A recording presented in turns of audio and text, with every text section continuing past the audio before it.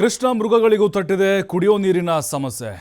ಬಾಸೂರು ಕಾವಲಲ್ಲಿರುವಂತಹ ಕೃಷ್ಣ ಮೃಗ ಸಂರಕ್ಷಿತ ಪ್ರದೇಶ ಇದು. ಕಡೂರು ತಾಲೂಕಿನಲ್ಲಿ ಬರುತ್ತೆ ಇದು ಬಾಸೂರು ಕಾವಲು.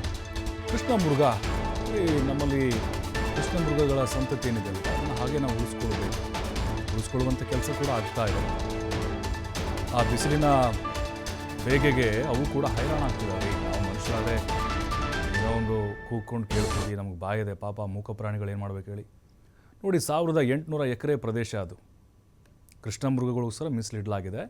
500ಕ್ಕೂ ಅಧಿಕ ಕೃಷ್ಣ ಮೃಗಗಳು ಅಲ್ಲಿ ವಾಸ ಮಾಡ್ತಿದ್ದಾವೆ. ಅಲ್ಲಿ ಕೆರೆಗಳೆಲ್ಲ ಕೂಡ ಬತ್ತಿದ್ದಾವೆ, ಕಟ್ಟೆಗಳೆಲ್ಲ ಬತ್ತಿದ್ದಾವೆ. ಹಾಗಾಗಿ ನೀರು ಇರಲಿಲ್ಲ. ಅರಣ್ಯ ಇಲಾಖೆಯವರು ಎಚ್ಚೆತ್ತುಕೊಂಡು ಈಗ ಟ್ಯಾಂಕರನ್ನು ತರಿಸಿ ಅಲ್ಲಿ ಆ ಕಟ್ಟೆಗಳನ್ನು ತುಂಬಿಸುವಂಥ ಒಳ್ಳೆಯ ಕೆಲಸವನ್ನು ಮಾಡ್ತಾ ಇದ್ದಾರೆ. ನಿಜಕ್ಕೂ ಅರಣ್ಯ ಇಲಾಖೆಯವ್ರಿಗೆ ಧನ್ಯವಾದಗಳನ್ನು ಹೇಳಬೇಕೀಗ. ಯಾಕಂತ ಹೇಳಿದ್ರೆ ನೋಡಿ, ಎಷ್ಟೋ ಪ್ರಾಣಿಗಳು ನೀರು ಸಿಗದೆ ವಿಲ ಅಂತ ಒದ್ದಾಡಿ ಪ್ರಾಣ ಬಿಟ್ಟಂಥ ಉದಾಹರಣೆಗಳು ಕೂಡ ನಮ್ಮಲ್ಲಿದ್ದಾವೆ. ಬಟ್ ಅಲ್ಲಿರುವಂತಹ ಅರಣ್ಯ ಇಲಾಖೆಯವರು ಬೇಗ ಎಚ್ಚೆತ್ತುಕೊಂಡಿದ್ದಾರೆ. ಕುಡಿಯೋ ನೀರಿನ ವ್ಯವಸ್ಥೆಯನ್ನು ಕೂಡ ಮಾಡ್ತಾ ಇದ್ದಾರೆ.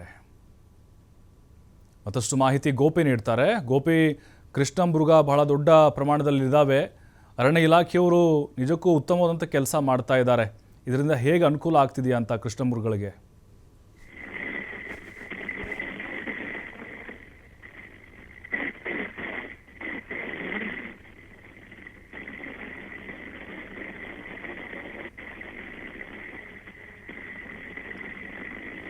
ನೋಡಿ, ಈಗ ಕೃಷ್ಣ ಮೃಗಗಳಿಗೆ ಕುಡಿಯೋ ನೀರಿನ ವ್ಯವಸ್ಥೆ ಮಾಡ್ತಾ ಇದ್ದಾರೆ. ಬಾಸೂರು ಕಾವಲಿನಲ್ಲಿರುವಂಥ ಈ ಕೃಷ್ಣ ಮೃಗ ಸಂರಕ್ಷಿತ ಅರಣ್ಯ ಪ್ರದೇಶ ಇದು. ಅಲ್ಲಿ ಟ್ಯಾಂಕರ್ನ ತರಿಸ್ತಾ ಇದ್ದಾರೆ, ನೀರು ಬಿಡ್ತಾ ಇದ್ದಾರೆ, ನೀರು ಸ್ಟಾಕ್ ಆಗ್ತಿದೆ, ಕೃಷ್ಣ ಮೃಗ ಬರ್ತಾ ಇದ್ದಾವೆ, ನೀರು ಕುಡಿತಾ ಇದ್ದಾವೆ, ಆ ಒಂದು ಬಾಯಾರಿಕೆಯನ್ನು ನೀಗಿಸಿಕೊಳ್ತಾ ಇದ್ದಾವೆ. ಎಲ್ಲ ಕಡೆಗಳು ಕೂಡ ಈಗ ನೀರಿಗೋಸ್ಕರ ಹಾಹಾಕಾರ ಶುರುವಾಗ್ಬಿಟ್ಟಿದೆ. ನಮಗೆ ತಡ್ಕೊಳ್ಳೋಕ್ಕಾಗ್ತಾ ಇಲ್ಲ, ಇನ್ನು ಆ ಪ್ರಾಣಿಗಳು ಹೇಗೆ ತಡ್ಕೊಳ್ಳುತ್ತೆ ಹೇಳಿ.